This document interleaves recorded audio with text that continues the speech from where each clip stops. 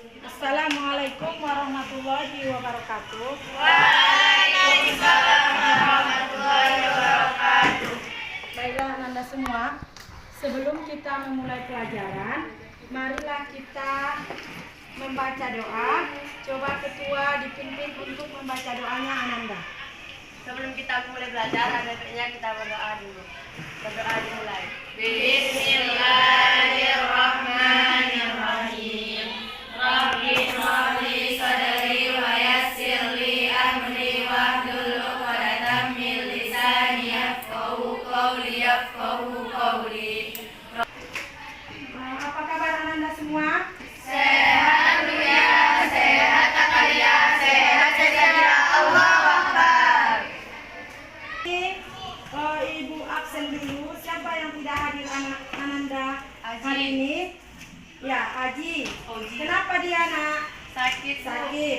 Fauzi kenapa? Meninggal nenek. Ya, semoga Ananda yang tiga ini ada yang sakit semoga cepat sembuh dan ada urusannya di luar dipermudah segala urusannya. Amin.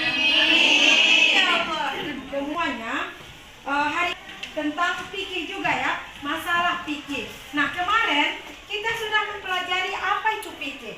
Fikih itu berupa ilmu yang menceritakan tentang syariat Islam. Syariat Islam, jalan Islam. Baik dia dalam bentuk perkataan, begitu juga dalam bentuk perbuatan. Jadi dalam fikih ini ada periodisasinya, yaitu ada periodisasi pada masa periodisasi perkembangan, yaitu pada masa Rasulullah, pada masa sahabat, begitu juga pada masa tabi'in, kemudian pada masa ada kemunduran dan ada masa kemajuan. Semuanya, hari ini kita belajar fikih. Nah, kemarin kita sudah mempelajari tentang memandikan jenazah. Jadi apa-apa saja peralatan yang harus kita gunakan untuk memandikan jenazah? Air. Terus apa lagi? Sabun. Ember. Terus handuk dan lain-lainnya. Nah, itulah perlengkapan untuk memandikan jenazah. Nah, sekarang kita mempelajari tentang mengkafani jenazah.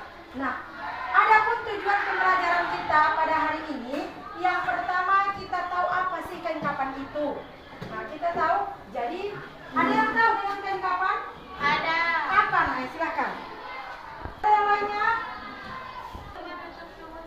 Nah, bagus. Itu juga bagus. Nah, intinya kain kafan itu adalah kain untuk membungkus jenazah, jasad jenazah, kemudian nah, ada perbedaan antara pembungkus laki-laki dengan Perempuan. Jadi kain kafan untuk membungkus jenazah sebelum jenazah itu dimakamkan. Nah, kemudian dalam acara pemakamannya ada upacara secara Islami. Nah, kemudian jenis daripada kain kafan ini, agar kita mengetahui jenis daripada kain kafan itu jenisnya bagaimana? Jenisnya berwarna putih. Tidak boleh dijahit, ya boleh juga. Nah, intinya warnanya putih. Warna putih itu karena melambangkan kesucian. Nah, kemudian kita harus mengetahui dalilnya. Dalil mengkafani jenazah yaitu dimulai dari istri Rasulullah, yaitu Siti Aisyah radhiyallahu anha. Bahwa katanya ketika Rasulullah wafat, Rasulullah itu ditutup dengan kain kafan. Rawahu Bukhari dan Muslim. Nah, kemudian hukum daripada mengkafani jenazah ini hukumnya adalah fardu kifayah. Nah, kafani jenazah ini yaitu agar aurat tidak terlihat oleh orang banyak dan juga sebagai penghormatan bagi jenazah. Bagi laki-laki, jumlah kain kafan bagi laki-laki itu ada 3 lapis dan jumlah kain kafan bagi perempuan ada berapa? 5. Semuanya tayangan video selanjutnya. Alat-alat yang harus disiapkan dalam mengkafani jenazah yaitu pertama, kain kafan. 3 helai kain kafan untuk laki-laki dan 5 helai kain kafan untuk perempuan. Kemudian, ukur kain kafan berdasarkan lebar tubuhnya. Jika lebarnya 30 cm, maka kain kafan yang dibutuhkan selebar 90 cm. Jika lebar tubuh jenazah dikalikan 3. Kemudian, ukur kain kafan berdasarkan panjang tubuhnya. Jika panjang jenazah 180 cm, maka kain kafannya dilebihkan 60 cm. Yang berarti setiap panjang tubuh jenazah ditambah sepertiganya. Kain kafan secukupnya untuk tali pengikat jenazah. Tali pengikat jenazah yang digunakan harus dalam bilangan ganjil. Kedua, kafas. Kafas ini digunakan untuk memberi wewangian pada jenazah. Keempat, meteran. Meteran digunakan untuk mengukur tubuh jenazah. Apakah sangat menyenangkan sekali? Jadi apa yang Anda ketahui dari tayangan video? Silakan. Ya, silakan. Jadi, dari tayangan video tersebut kita dapat mengetahui bahwa kain kafan laki-laki itu berjumlah 3, sedangkan perempuan itu 5. Dan kita juga mengetahui bagaimana cara mengkafani jenazah laki-laki dan jenazah perempuan. Berkelompok. Nah, nanti kita diskusikan apa-apa saja bahan-bahan daripada mengkafani jenazah dan apa saja yang harus kita presentasikan. Nah, kita buat duduknya secara berkelompok dan ada nanti satu kelompok yang akan maju ke depan untuk mensimulasikan tata cara mengkafani jenazah. Ya, silakan kita kerjakan.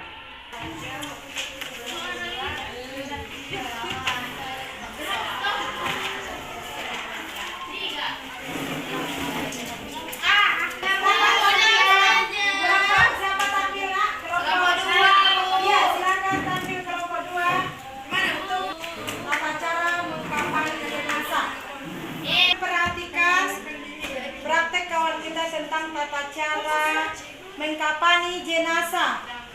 Assalamualaikum warahmatullahi wabarakatuh. Waalaikumsalam. Sekalian, kami akan mensimulasikan cara mengkafani jenazah dan kami akan memperkenalkan apa-apa saja, benda-benda apa saja yang akan digunakan. Yang kita siapkan adalah kain kafan. Untuk mayat laki-laki, kain kafannya sebanyak 3 lapis dan untuk perempuan sebanyak 5 lapis.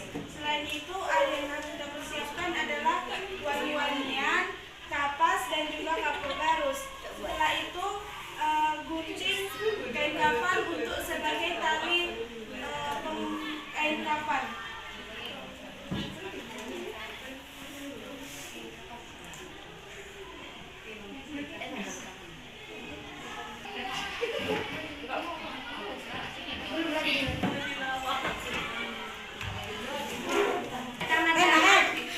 Pertama-tama kita buat dulu tali yang sudah kita potong-potong tadi di bawah dan kita buat kain kafan di atasnya.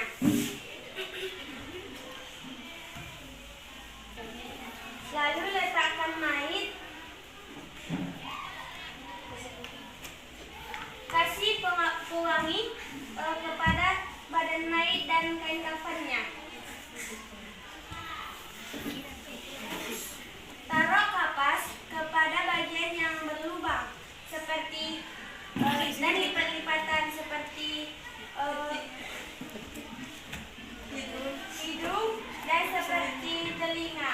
Pokoknya badan yang memiliki lubang itu harus ditutup dengan kapas. Lalu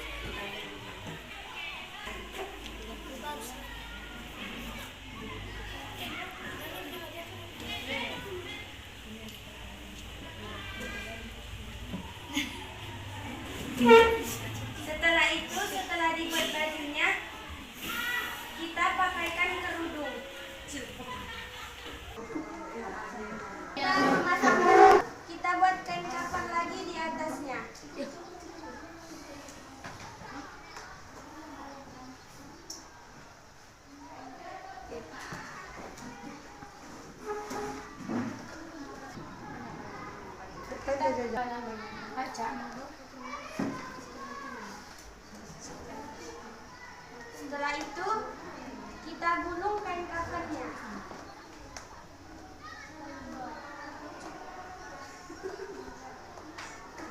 Gulung, kita ikat mulai dari atas kepala.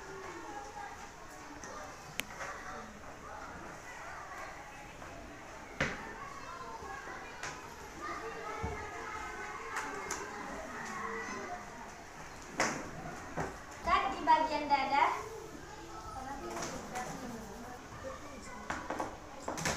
Punggung.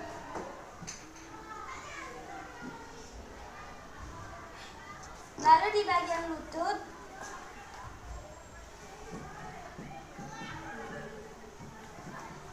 Akhir di ujung kaki.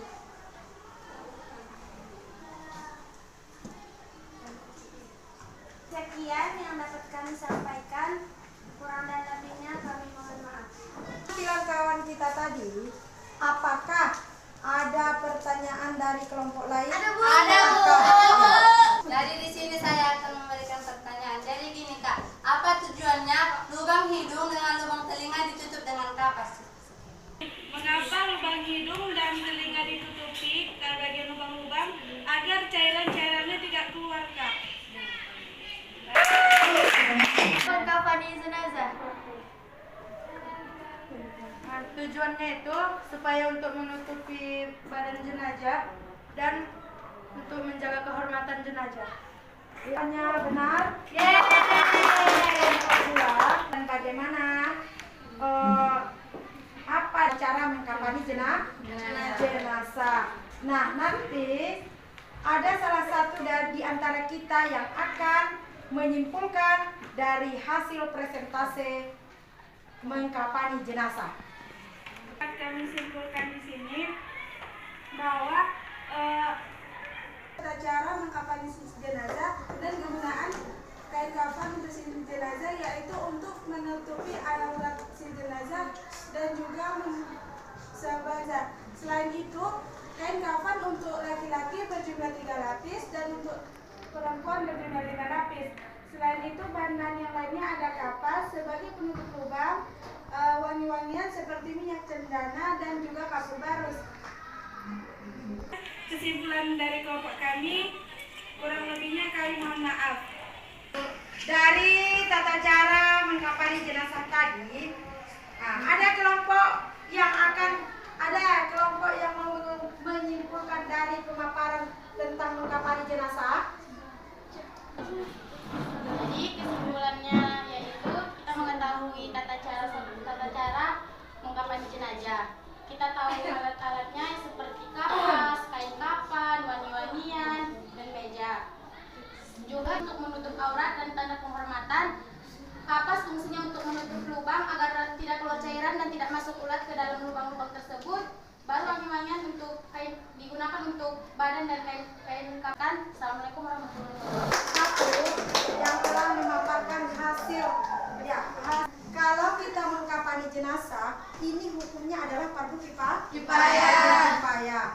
Nah, kalau bagi laki-laki itu 3 lapis dan bagi perempuan ada 5 lapis. Jadi ada alat-alat yang kita gunakan yaitu berupa kapur barus, berupa kapas, berupa wangi-wangian. Ya, kemudian kita menggunakan tali. Tali itu paling bawah kita taruh sebelum kain kafan. Untuk apa? Untuk pengikat. Di mana letak tali itu nanti diikatkan? Di ujung kepalanya, kemudian di dada, kemudian di mana lagi? Di punggungnya, kemudian di lutut dan di ujung kaki.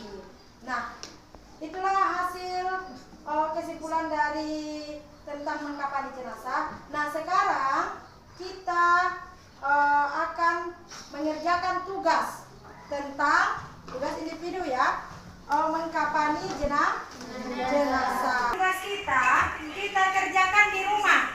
Ya, insya Allah minggu depan kita akan nilai. Nah, untuk PR ya nak. Ya, Bu.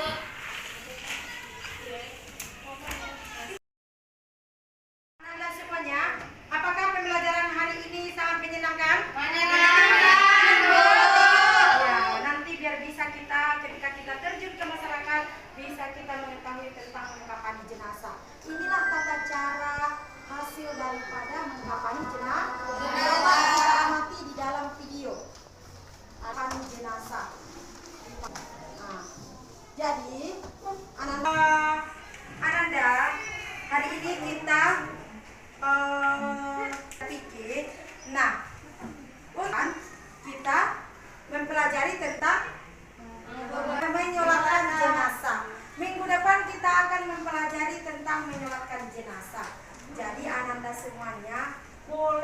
membaca buku-buku fikih yang lain yang berkenaan dengan tata cara menyolatkan jenazah.